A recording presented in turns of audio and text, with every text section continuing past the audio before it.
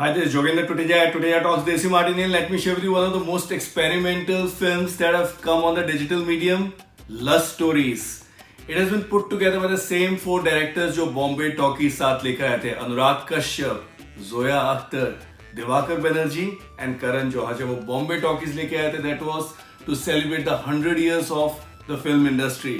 और यहाँ पर जब वो लेके आए लस्ट स्टोरीज, तो एक माजरा ही कुछ और है. तो देखिए, बात करते हैं एक एक करके of each of these four short stories that have been put together in these 2 hours.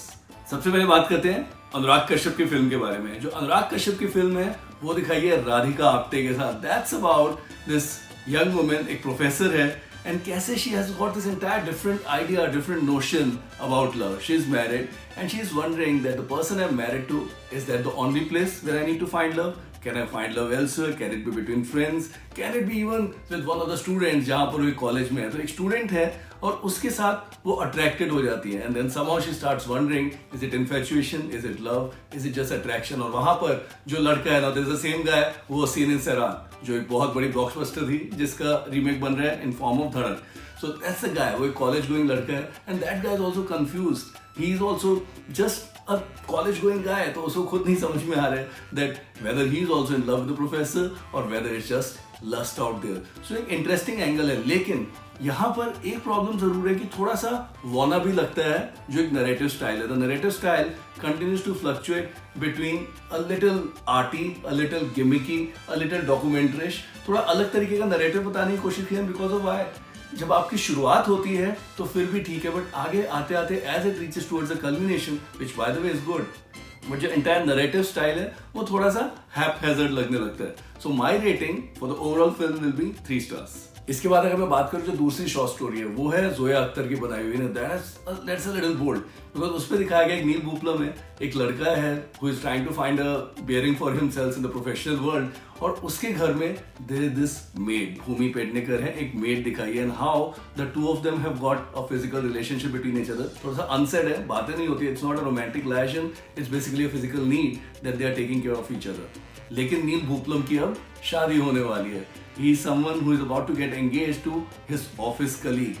और जब ये ऑफिस कलीग घर में आती है और parents start talking to each other, दोनों साइड के पेरेंट्स दिखाते हैं कि शादी पक्की कर रहे हैं, what's the kind of mindset that Bhumi Pednekar is going through, वो इस फिल्म में दर्शाया गया है. Now this film is actually entirely set in a art world. तो इसलिए भूमि के कोई भी डायलॉग्स नहीं है फिल्म में. Neel is also not speaking much, और अलग अलग तरीके की शॉट टेकिंग करके फिल्म का एक नरेटिव बताया गया है. तो it's in a very arty mode. ऐसा लगता है कि लेट 70s अर्ली 80s की कोई NFDC की फिल्म है जिसको आप देख रहे हो, एंड एक टाइम पे आके वो इतना साइलेंस आ जाता है कि आप थोड़े बोर भी होने लगते हो. तो जो एक इंटरेस्टिंग एंगल था, जो शुरू में लगता है कि कुछ एक कल्मिनेशन की तरफ जाएगा, yes it does go towards culmination, but मजा नहीं आता. So my rating would be 2 stars. इसके बाद अगर मैं तीसरी स्टोरी की बात करूं जो है दिवाकर बनर्जी की, हाँ यहाँ पर मजा जरूर आता है. बस मनीषा कोइराला दिखाई है उसमें, she is a central protagonist. Jaideep Ahlawat दिखाए हैं जो उनके लवर है, and Sanjay Kapoor who is a husband. All of them belong to this upper class. एक अपर क्लास सेगमेंट को ये लोग बिलोंग करते हैं, and how this entire 3-way triangle, this entire extra marital affair works out, वो इस film में दिखाया गया. This one has got many different layers. Guilt भी है, रोमांस भी है, सस्पेंस भी है, ड्रामा भी है, इमोशंस भी आते हैं, और सबसे अच्छी चीज़ है परफॉर्मेंसेस बहुत अच्छी है. वेदर इट्स मनीषा कोइराला, वो really rocks the show their, और संजय कपूर अच्छा लगता है उनको स्क्रीन पे जब भी वो आते हैं देखना, and Jaideep Ahlawat acclaimed actor है. So performances turn out really well, और जो एक एंटायर एक सस्पेंस एंगल है जो दिवाकर बनर्जी बहुत अच्छे से लेकर आते हैं कि क्या होगा एंड तक आप सोचते रह जाते हैं, वो बहुत अच्छे से दर्शाया गया है. So my rating there would be 4 stars. और उसके बाद आती है लास्ट स्टोरी जो है करण जौहर की. करण जौहर अपने साथ लेके आते हैं एक ह्यूमर एंगल. फिल्म का जो बेसिक कोर है वो सीरियस है. It's about this girl Kiara Advani, एक स्कूल में है, टीचर है, उनकी एक सीनियर और भी टीचर है नेहा धूपिया, जो उनको थोड़ा ज्ञान देती रहती है about how to live her love and the lust life. तो वहाँ पर थोड़ी सी आपको हंसी जरूर आती है, बट उसके बाद उनकी शादी होती है कियारा एडवानी की विकी कौशल के साथ, जो एक अलग ही तरीके के विचित्र प्राणी थोड़े से दिखाए गए हैं. थोड़े से वियर्ड हैं, थोड़े से स्लो हैं, रोमांटिक जरूर है, but it doesn't have any idea about how the love life really look like on bed.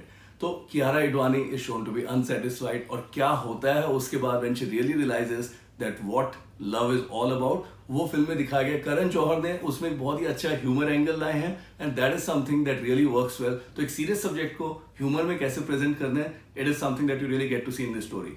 It is really well laid out. मुझे मजा आया देखने में and my rating there would be 4 stars. So overall, Lust Stories, of course, one of the most indigenous attempts that have been made. Digital medium पे आई है, अच्छा लगा है, acclaimed directors है, that is again good.